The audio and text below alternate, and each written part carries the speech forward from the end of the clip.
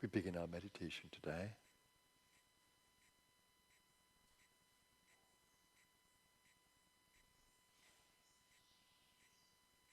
Let's enter into peacefulness of the mental space. Peace is already there. Just our mind clouds it. Just let go of thoughts. Allow the mind to become silent. And just witness the peace that is there.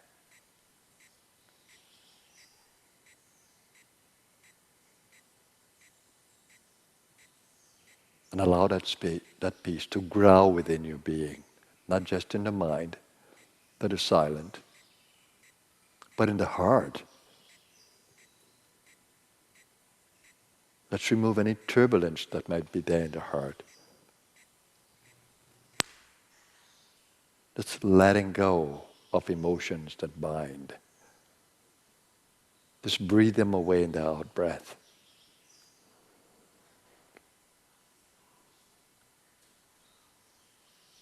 As a ritual of cleansing, just breathe it away and just breathe into that heart space, this lovingness. You're capable of that. Some of us, we forget, we ignore, we deny. But open yourselves to this loving being. You're a child of love.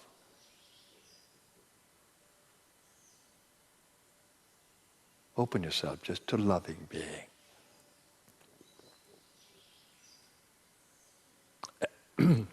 I open my heart that the love of my higher self, my deeper self, my divine self, that infinite love will flow in and through me. That's the attitude. I open my heart. I render my heart open.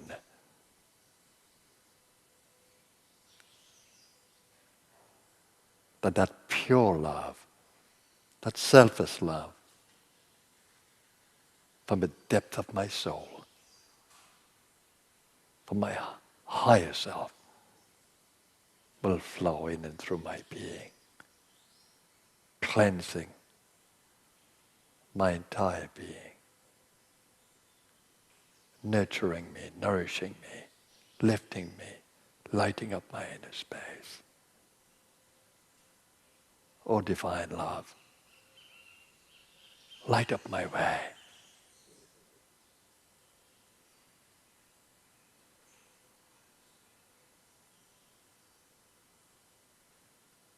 Nourish me with your warmth.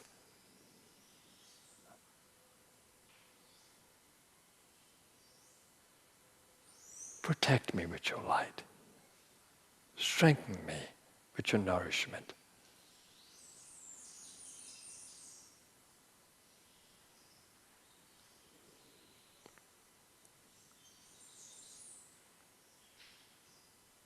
And breathe deeply into the gut area as you extend this love to every cell.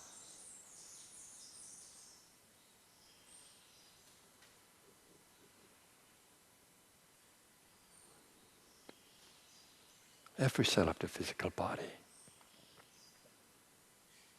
Open your awareness to be conscious of the trillions of cells that make up this beautiful body that we have, divinely designed.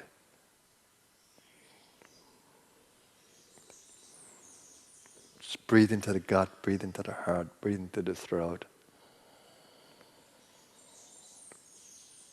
As you bring that precious oxygen into the lungs, and you bring more prana into the body, giving a buzz to every cell, and bringing nourishing oxygen to every cell.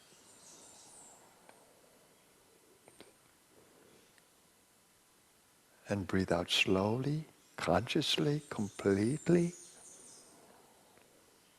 emptying the lungs, and breathing in slowly and consciously and deeply, filling the lungs entirely,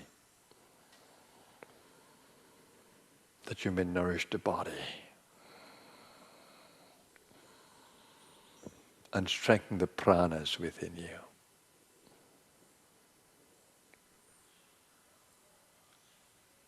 The vital energies. Keep the mind silent, focused, open,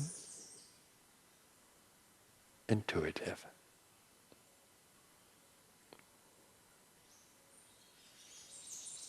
And open your awareness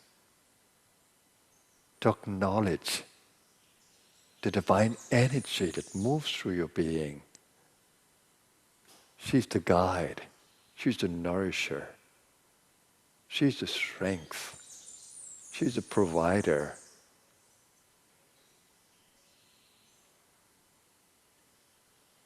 She intelligently moves, guiding you. Acknowledge her divine presence within you. As the energy behind the thoughts, behind the emotion, behind the breath.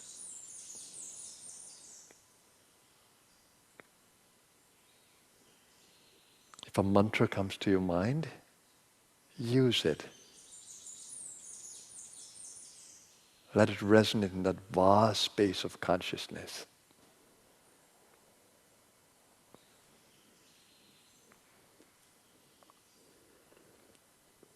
Maintain the posture of the witness. Extremely important. That allows you the greatest view in your meditation.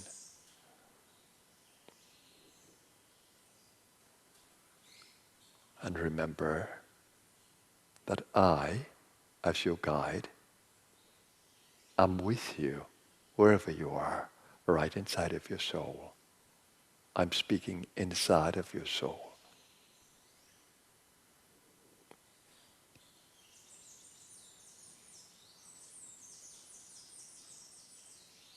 And now stay in the silence with me. Let's work together in the silence as we co-create together this marvelous space of energy that lifts, cleanses, nourishes, strengthens, protects.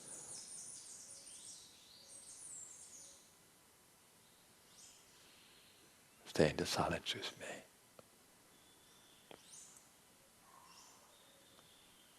Use the breath.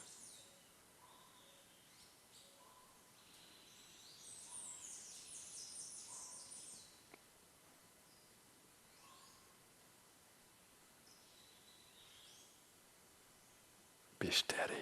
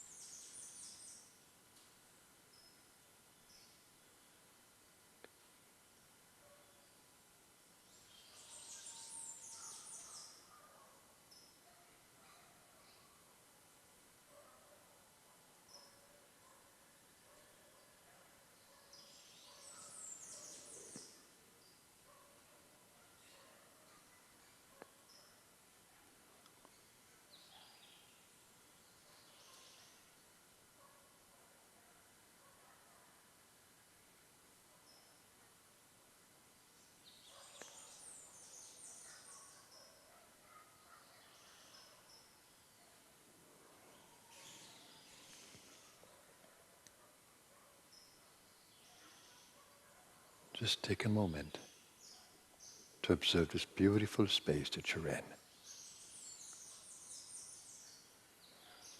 It is the space of the higher self. Just observe.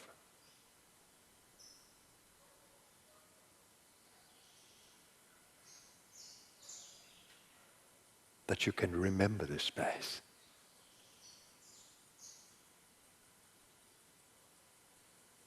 That you can stay in it.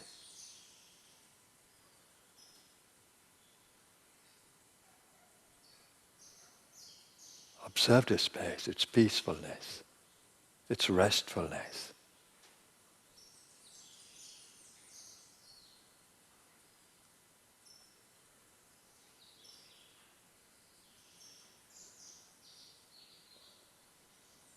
Its nourishing quality.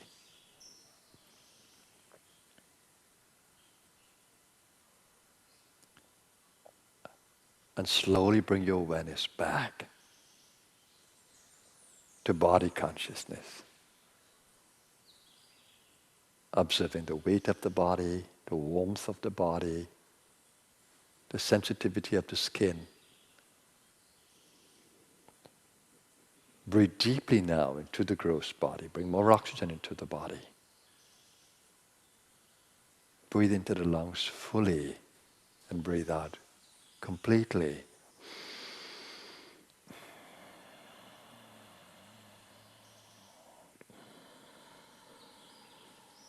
This is the way to energize the gross senses and to bring more awareness of the elements of nature around you. You're going to interact with your world. Let's prepare for that. A day of activity, whilst maintaining this inner space of silence and openness, of love, of harmony.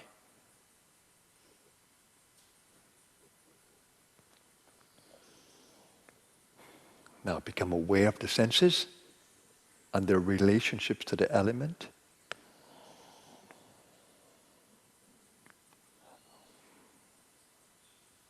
Seeing in the light.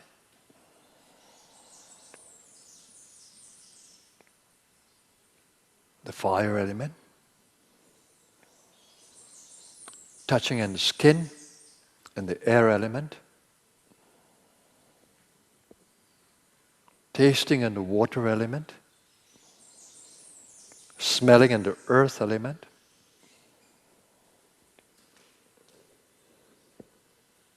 And hearing and the space element. The sounds in the space.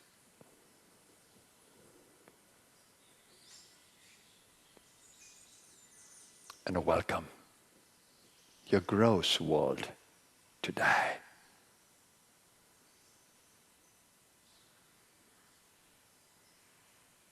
And let's affirm our centering and our intention for this day. I center my consciousness in the source of my being, the God within me. That source of infinite peace, love, goodness, wisdom, and vitality.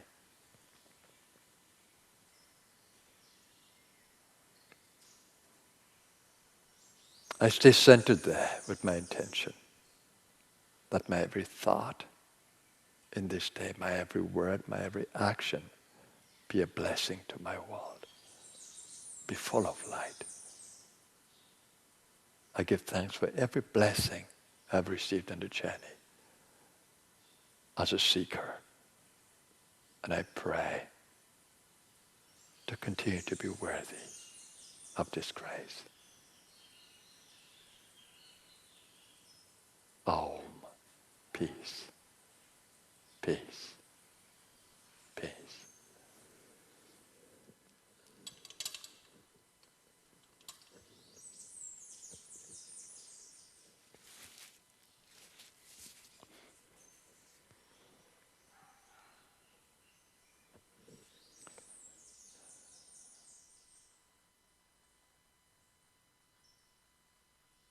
Thank you, everyone. And welcome to this marvelous Sunday and its energies.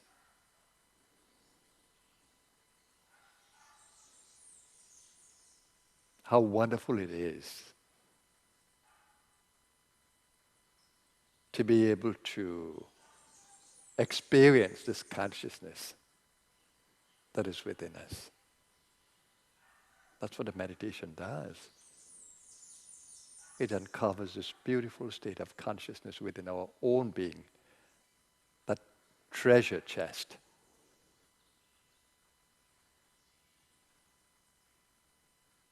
With all its precious gems, love, wisdom, vitality, strength, protection, nourishment.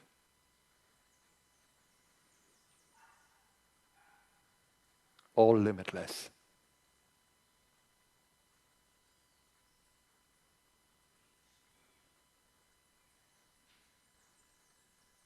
How precious is this space? The intention always is to be able to stay in this space even as we interact, and it's entirely possible. Even as you speak, it should be there. Even as you think. Even as you act and speak and move in the world, you can do it in this space. That is the goal of all spiritual practices.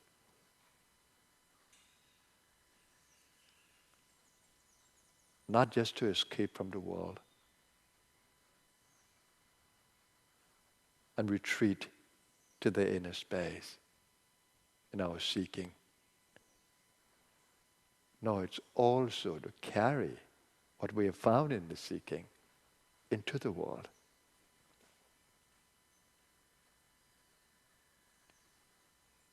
So the test for every seeker is to continuously monitor and think or ask, is that peace still with me? Is that love still with me? Do I feel that security still with me?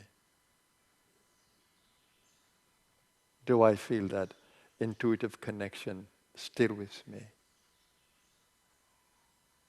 Do I feel that nourishment continuously being with me with every breath I take, every thought I generate? Do I feel that nourishment of my higher self? Am I aligned to my higher self? These are the questions we should ask when we are in action. Action is not in conflict with the silence of the inner space. They can go together. The Bhagavad Gita says, he who sees inaction in action and action in inaction is wise.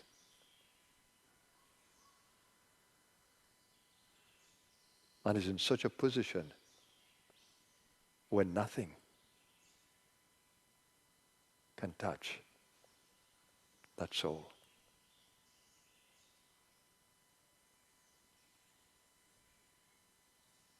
And when in such a position,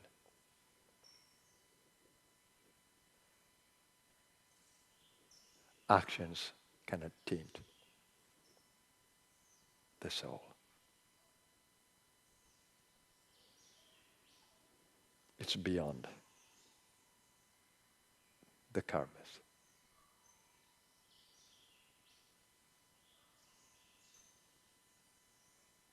The consequences of action. The soul is free. Of course, it's a work in progress for us. But it's possible. Every time you have a victory, as you experience the things around you not being able to touch you, conflict around you not being able to touch you, fluctuations around you not being able to touch you, you're experiencing victory.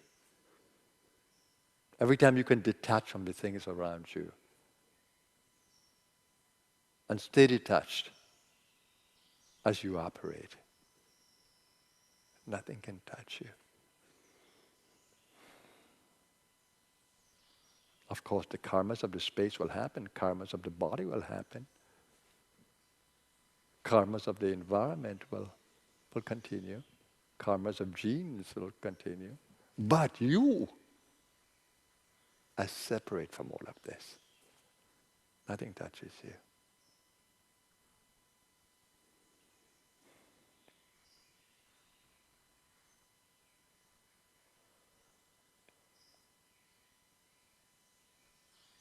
What is extremely important is staying in the freedom of the moment.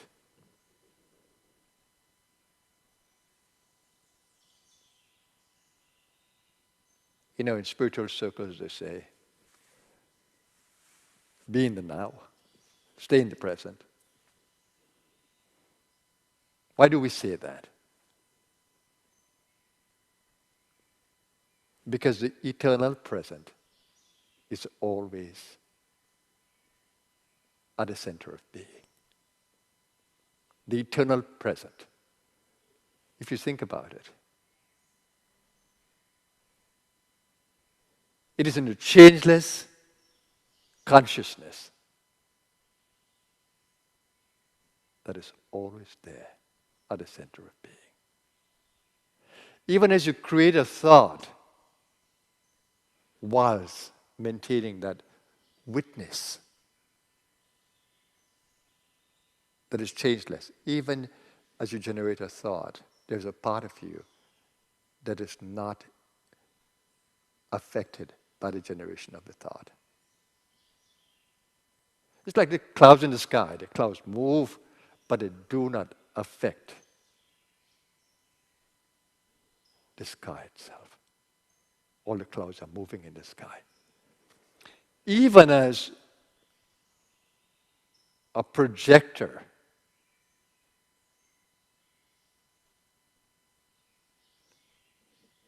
projects light images on a screen, and you see all these patterns come alive on the screen. And you forget the screen, but you're only seeing the patterns. But if you keep your attention on the screen only, this is the play of light on the screen. The screen remains untouched. So too, the screen of your consciousness, the sky of your consciousness, is untouched by whatever happens on the outside. So if you identify with that part of you, which you learn in meditation, that's where the eternal present is. You do not identify with the change. You observe the change, but you don't identify with them as you. But you identify with that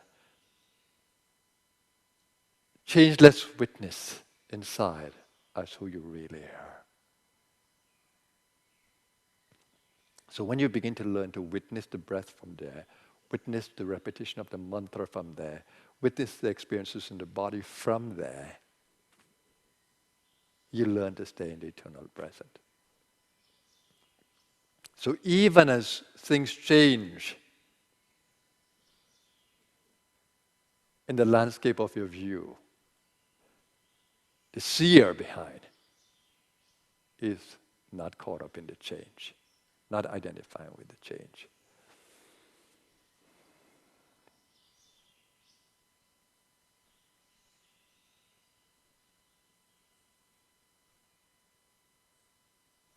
That's why Patanjali says that yoga, or unity with the divine, or merging in that changeless center of being, happens when the thoughts begin to subside.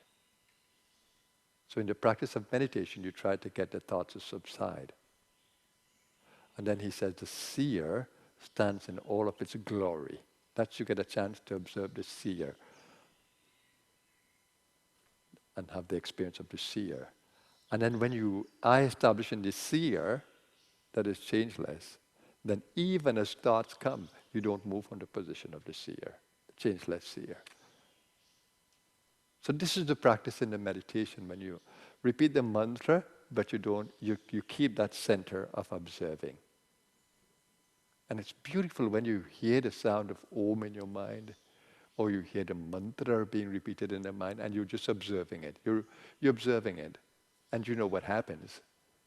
For example, like Mahashivratri, when we chant the mantras continuously, and then we stop,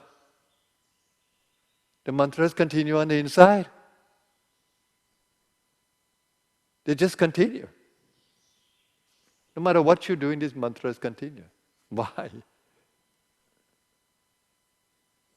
And that shows that changeless consciousness continues to be there, but the mind is operating. The subconscious mind is just operating, bringing back the mantras. But you are observing it. And it's beautiful when you observe all these mantras coming up in your mind, because you've said them so many times. And you can be detached from it as you observe it.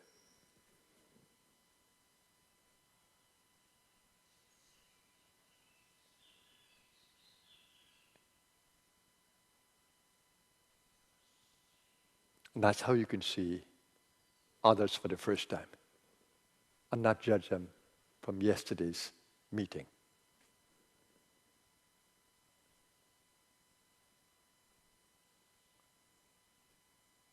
Because you're staying completely in that changeless space, observing everything for the first time. The same food you eat every day seems to be different because you're observing it for the first time. The smell of the flower, as though you're smelling it for the first time, when you continue to maintain that changeless witness. That's where the freedom is. And when you observe how you become identified with all the fluctuating thoughts, you become worried, you become caught up. You lose your center. So the goal is to maintain that center of freedom, that center of present moment awareness, that center of the eternal present. Don't lose that as much as you can. That's what you were going to in the meditation. When you come into that silent space with me, you're coming to that center. That's why I said to you, acknowledge the center, observe it. This is what you want to carry because you were in a changeless center of being. The meditation could have gone on and on and on. Because you were not caught up with the externals. You were centered in the eternal present. And one of the ways to keep this is to accept everything that is happening in your space as happening in divine order. Not fighting with life, like I say, but flow with it. Don't fight it. You see how the water would meet a rock? It will slowly etch away at it, but it will flow around it. Embracing the rock, but slowly etching the rock away in its embrace.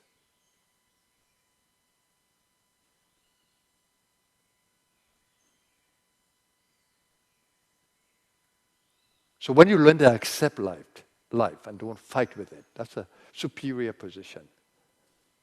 You're not in conflict at all. You know it's in divine order. It's in karmically in divine order. It's happening there. It is there for a reason. It's happening for a reason. And if you keep a clear mind, the reason will become apparent. You will see it. So one of the things that I've learned in life from this space of wisdom is that accept everything in your space. Because you lose a lot of energy when you don't accept. And then at the point when you accept, then, wow, there's freedom. And that's where you can really work with it, when you accept it in your space.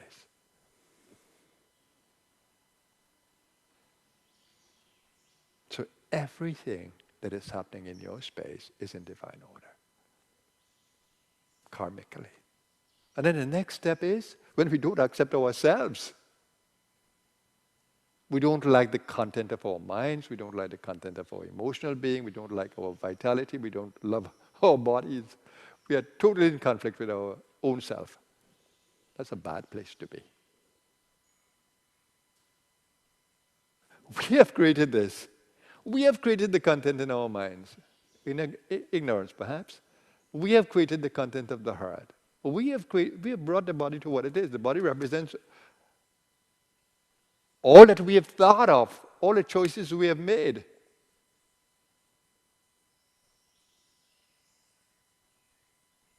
When you're coming as a soul into a new body, that new body is resonant with your karmas, or it's in resonance with your karmas.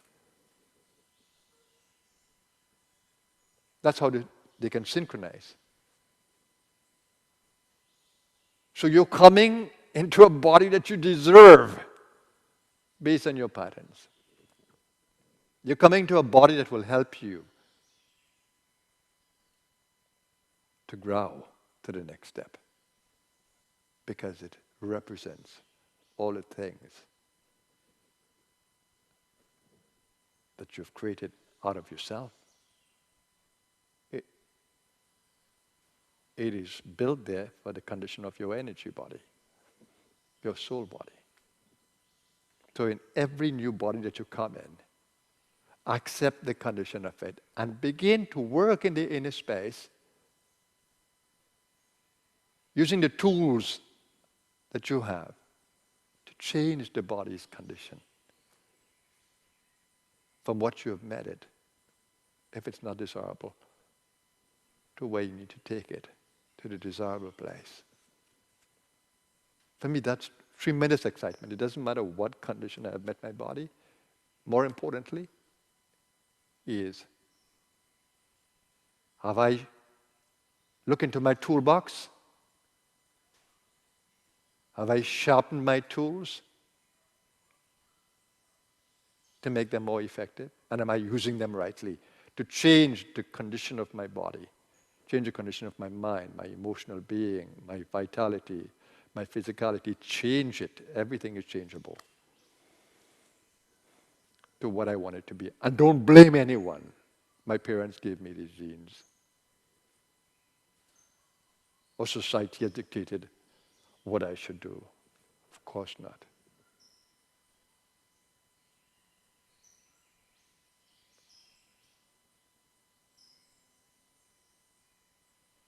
So learn to accept whatever the condition of your space is, whatever the body you've created is, and use the tools that you have and the greatest awareness that you have to transform it into what you want it to be. And the more present you are to that, the more you can really enjoy being a creator of your own destiny. You take responsibility. Don't blame the universe. Take responsibility. That's what I love to do.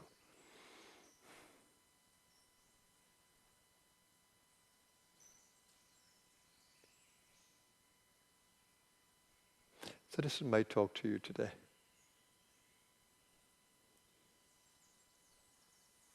It's always a joy meeting with you on a Wednesday at the Healing Circle or on a Sunday, giving you food for thought,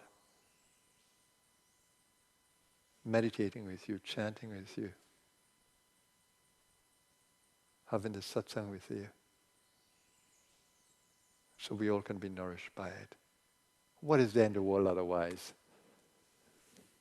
The pleasures of the world are short-lived. They come and they go. And if you don't find the joy within your own being, what happens? You're continuously and hopelessly dependent on worldly pleasures and comfort. No, if they're there, they're there. If they're not there, you have it within you. You can create it within you. Be happy, everyone. Be joyful. Everything that you seek is right within you. The Master Jesus said, lay your treasures in heaven, not on earth. On earth it becomes corrupted. In the heavenly space, the inner space, it can't. He says, for Where your treasures are, there your heart will be too. What are your treasures? The inner ones or the outer ones? Let your treasures be the inner one. And he himself said, seek ye first the kingdom of God. And all these things that you so labor for will come to you.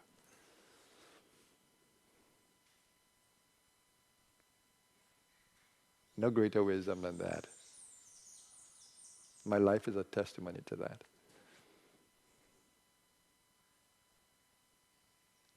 I sought after this wisdom with everything that I had.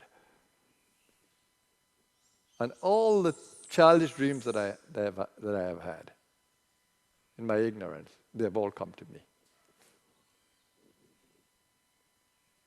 without asking. All the little things that I desired in my ignorant mind, the divine has brought it from me as a gift. What more can you ask for? Just to stay in the lap of the divine and let the divine provide everything. It may seem like a lazy way to do things, but it's the best way. To be in the lap of the divine is not lazy. You have to work for it. But when you're there, it's such a joy. All the things come to you effortlessly. So have a blessed day, everyone. My soul bows to you, to your divinity. Namaskar.